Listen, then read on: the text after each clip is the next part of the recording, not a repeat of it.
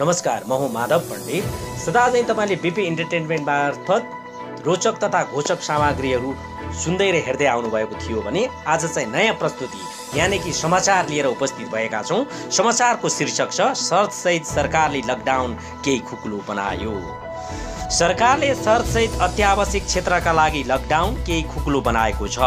बुधबार बसेको मन्त्री परिषद बैठकले लकडाउन जेठ 5 गतेसम्म जारी राख्ने निर्णय गर्दै शर्तसहित केही खुकुलो बनाएको हो। शर्तसहित औषधिजन्य वस्तुको उत्पादन, बिक्री वितरण, दैनिक उपभोग्य वस्तुको उत्पादन र बिक्री वितरण, निर्माणजन्य सामग्रीको ढुवानी, बैंकिङ सेवा सञ्चालन, कृषिजन्य वस्तु उत्पादन र बिक्री वितरण गर्न पाउने निर्णय गरेको छ। सम्बन्धित स्थानीय तहमा गठन भएको समितिबाट अनुमति लिएर कृषि तथा पशुपक्षी सम्बन्धी खाद्य वस्तु र अन्य बाली लगाउने भित्राउने काम गर्न पाउने निर्णय गरेको छ। यसैगरी फलफुल र दुग्धजन्य वस्तुको उत्पादन र बिक्री वितरण गर्न पाउने, स्वास्थ्य सेवाका क्षेत्रहरू, भेटनरी सञ्चालन र पाठ्यपुस्तक बिक्री वितरण गर्ने पसल तथा ढुवानी गर्ने सवारीहरू जनक शिक्षा सामग्रीबाट अनुमति लिएर गर्न पाउने निर्णय सरकारले गरेको छ। उद्योग प्रतिष्ठान विकास, निर्माणका लागि आवश्यक सामग्री ढुवानी गर्न पाउने निर्णय पनि सरकारले गरेको छ। यस्तै राष्ट्रिय गौरवका आयोजनाहरू सञ्चालन गर्ने, जलविद्युत, खानेपानी, विमानस्थल निर्माणका कामहरू सुचारू गर्न दिने निर्णय पनि सरकारले गरेको छ। त्यसका लागि सम्बन्धित निर्माण कम्पनीले दैनिक रूपमा श्रमिकहरूको स्वास्थ्य परीक्षण गर्नुपर्ने, एकै ठाउँमा बास बस्ने व्यवस्था मिलाउने शर्त राखेको छ। यस्तै गिट्टी बालुवा उत्पादन गर्न पाइने निर्णय पनि सरकारले गरेको छ। बैंक तथा वित्तीय संस्थाहरूले बढीमा 1/3 कर्मचारीबाट सेवा प्रदान गर्न सक्ने निर्णय पनि सरकारले गरेको छ।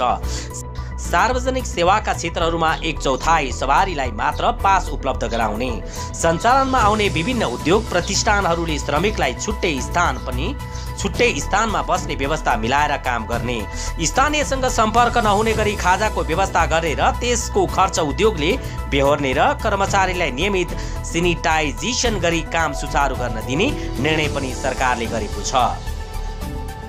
यस्तै इन्टरनेट वर्कसप लगायतका क्षेत्रहरूमा बढीमा 5 जना कामदार रहने गरी सञ्चालन गर्न पाउने निर्णय पनि सरकारले गरेको छ। कृषि तथा पशुपन्छी सम्बन्धी सरकारले खाद्य वस्तु र बाली लगाउने, पाकेको बाली भित्राउने कार्य, पशुपन्छी पालन, माछा कुखुरा पालन र बिक्री वितरण, फलफुल तरकारी उत्पादन तथा बिक्री वितरण, दुग्धजन्य वस्तुको उत्पादन, सङ्कलन, भण्डारण र बिक्री वितरण, नर्सरीबाट बिरुवा उत्पादन, घाँस तथा दाना उत्पादन र बिक्री वितरण, कृषि बिउजन्य उत्पादन, भण्डारण र बिक्री वितरण गर्न पाउने व्यवस्था गरेको छ।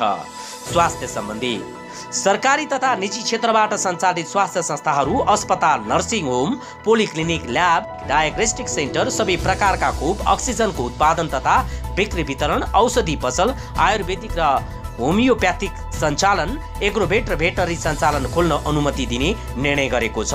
त्यसै गरी जनक शिक्षा सामग्री केन्द्र लिमिटेडबाट पाठ्यपुस्तक बिक्री वितरण गर्न अनुमति लिएका पुस्तक पसलहरू खोल्न दिने निर्णय पनि गरेको छ।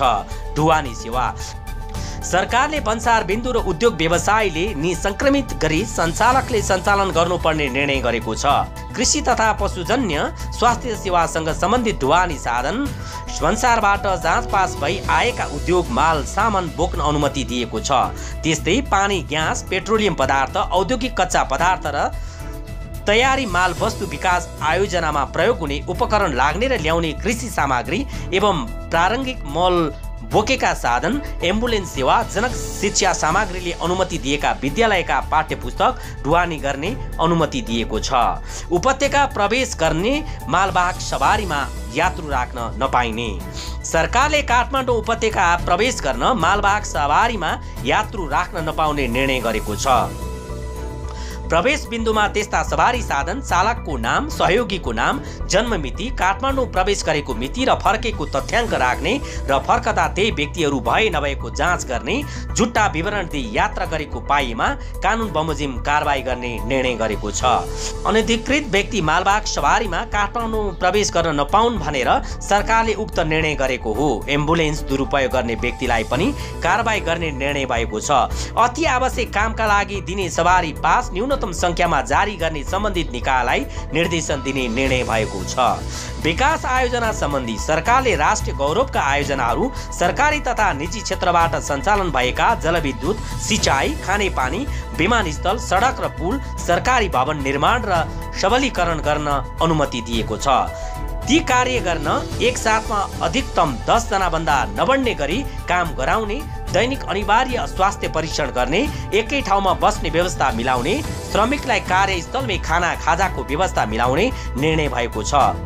स्थानको अभाव भएमा सार्वजनिक, सरकारी र निजी विद्यालयको खाली भवन प्रयोग गर्न सकिने तर स्थानीयसँग सम्पर्क नहुने गरी सुरक्षित आवासको व्यवस्था मिलाउने, सो सम्बन्धी सम्पूर्ण व्यवस्थाको खर्च सम्बन्धित निर्माण व्यवसायले नै मिलाउनु पर्ने निर्णय भएको छ। ढुङ्गा, गिटी र बालुवा उत्पादन र वितरण सम्बन्धी सरकारले ढुङ्गा, गिटी र बालुवा उत्पादन, सङ्कलन र बिक्री वितरण गर्न पाउने निर्णय गरेको छ। सिमेन्ट उद्योग सञ्चालन गर्न पाउने र आवश्यक सामग्री उत्पादन गर्न दिने, नदी नियन्त्रणसँग सम्बन्धित कार्य गर्न सकिने र अत्यावश्यक स्थलदेखि निर्माण स्थलसम्म आवत जावत गर्न सुरक्षित तरिकाले श्रमिकलाई आवत जावत गर्ने व्यवस्था उद्योग सञ्चालकले मिलाउनु पर्नेछ। सार्वजनिक सेवा सम्बन्धी सरकारले बैंक तथा वित्तीय संस्थाहरू, बिमा, धितोपत्र, सरकारी संस्था मार्फत अति आवश्यक पर्ने कर्मचारी मध्ये 1/3 कर्मचारीबाट आलो पालो गरी सेवा सञ्चालन गर्ने र अति आवश्यक पर्ने सेवा प्रदान गर्ने सरकारी तथा सार्वजनिक संस्थाले आवश्यक न्यूनतम कर्मचारीबाट आलो पालो प्रणालीबाट सुरक्षित रूपमा सेवा सुचारू गर्ने निर्णय गरेको छ। सार्वजनिक सेवा सञ्चालन गर्नको लागि काठमाडौँ उपत्यकाका सम्बन्धित मन्त्रालयको सचिव वा सम्बन्धित निकायका प्रमुखबाट कुल सवारी साधन मध्ये 1/4बाट नबढ्ने गरी पासको व्यवस्था मिलाउनु पर्नेछ।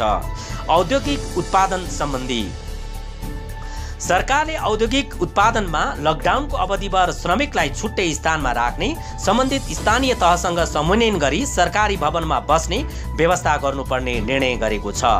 सुरक्षित आवास र खानाको व्यवस्था गर्ने, स्वास्थ्य मापदण्ड पालना गर्ने, कार्यस्थललाई अनिवार्य सेनिटाइज गर्नुपर्नेछ। चामल, दाल, पाउरोटी, पिठो लगायतका खाद्य सामग्री र सिमेन्ट उद्योग सञ्चालन गर्ने निर्णय भएको छ। साना तथा घरेलु उद्योग, निर्माणजन्य उद्योग, विशेष आर्थिक क्षेत्रमा सञ्चालित विकास सम्बन्धी सिमेन्ट उद्योग खोल्न दिने, बढीमा 5 जना मानिस कामदार रहने गरी सवारी साधन मार्फत गर्ने वर्कसप, इन्टरनेट सेवा र इलेक्ट्रोनिक सेवा सञ्चालन गर्न दिने निर्णय भएको छ। राजमार्ग होटेल र रेस्टुरेन्ट खोल्न दिने सरकारले ढुवानी साधनका चालक तथा अति आवश्यकीय काममा हिँड्ने व्यक्तिलाई खानाका लागि राजमार्गमा होटेल र रेस्टुरेन्ट खोल्न दिने निर्णय गरेको छ। त्यसका लागि स्थानीय प्रशासनले राजमार्ग र सहायक राजमार्गमा कम्तीमा 50 किमीको दूरीमा स्थानीय तहले तोकेको स्थानमा स्वास्थ्य तथा जनसङ्ख्या मन्त्रालयले स्वीकृति गरेको मापदण्ड अवलम्बन गर्नुपर्नेछ।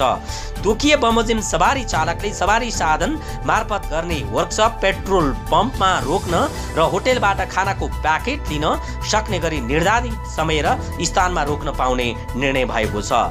देशभरका स्थानीय प्रशासनले आवागमन सहजीकरण गर्ने व्यवस्था मिलाउने, सामाजिक दूरी कायम गर्ने, एक स्थानमा 5 जना भन्दा बढी रहेर काम नगर्ने निर्णय भएको छ। बैठकले प्रतिनिधि सभा, राष्ट्रिय सभा र संसदीय समितिका बैठकहरू स्वास्थ्यको मापदण्डहरू पूरा गरी सञ्चालन गर्ने व्यवस्था मिलाउने निर्णय गरेको छ। पूर्ण रूपमा बन्द रहने स्थल सरकारले विश्वविद्यालय, क्याम्पस लगायत सबै शैक्षिक संस्था, तालिम तथा प्रशिक्षण केन्द्र, गैर खाद्य वस्तु बिक्री वितरण गर्ने व्यावसायिक मलहरू, होटेल, बार, रेस्टुरेन्ट, स्टोर, सिनेमा हल, धार्मिक संस्था, फन पार्क, पार्टी प्यालेस, सार्वजनिक मेला, रङ्गशाला, जिम सेन्टर, ब्युटी पार्लर सञ्चालन गर्न नपाइने निर्णय गरेको छ। स्थानीय प्रशासनबाट पास बिना सवारी साधन चलाउन नपाउने व्यवस्था समेत सरकारले गरेको छ। त्यस्तै गरी 12 वर्ष मुनिका बालबालिका, 70 वर्ष पुगेका ज्येष्ठ नागरिक, गर्भवती महिलाले घुमघाम गर्न पाउने छैनन्। आन्तरिक तथा अन्तर्राष्ट्रिय व्यावसायिक यात्रुवाहक हवाई उडान गर्न पाइने छैन। केवल कार र रेल सेवा सञ्चालनमा पनि रोक लगाएको छ। नेपालको कुनै पनि भूभागमा संक्रमणको जोखिम बढी देखिएमा माथि उल्लेखित गरिएका व्यवस्थाहरू स्थानीय प्रशासनले निश्चित अवधिसम्म सञ्चालनमा रोक लाउन सक्नेछ। हस्त आजलाई यति नै। फेरि भेट्ने बाचाका साथ अहिलेलाई बिदा चाहन्छु। म माधव पण्डित। नमस्कार।